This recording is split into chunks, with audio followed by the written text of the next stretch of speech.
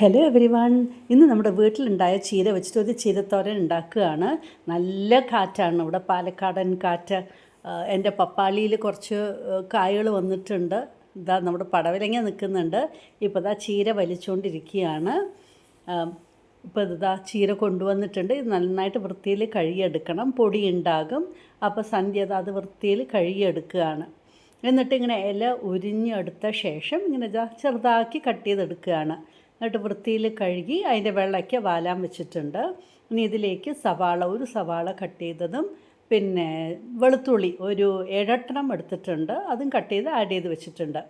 എണ്ണ ചൂടാക്കി കടുക് ഇട്ട് കൊടുത്തു. കടുക് പൊട്ടി വരുമ്പോൾ ഉഴുന്നുപരിപ്പ് ആഡ് ചെയ്തു. പിന്നെ ചുവന്ന മുളക് ഇട്ട് കൊടുത്തു.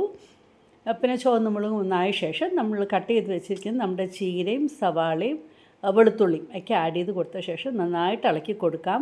ചീഞ്ചട്ടി നിറഞ്ഞിരിക്കുന്നുണ്ട്, പക്ഷേ ഇലയല്ലേ, അത് വേഗം ചുങ്ങി പൊക്കോളും. ഇനിയിപ്പോൾ പാകത്തിൽ ഉപ്പും ആഡ് ചെയ്ത ശേഷം വീണ്ടും നന്നായിട്ട് ഇളക്കി കൊടുക്കാം.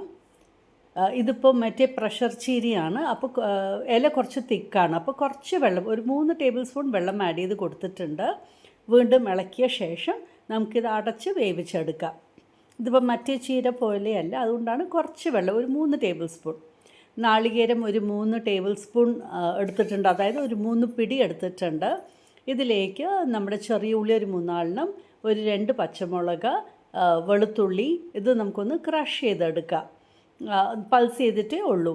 ഇപ്പം നമ്മുടെ ഇലയൊക്കെ അതാ നന്നായിട്ടൊന്ന് വെന്ത് വന്നിട്ടുണ്ട്. ഇതിലേക്ക് നമ്മുടെ നാളികേരത്തിൻ്റെ അരപ്പും ചേർത്ത് കൊടുക്കാം.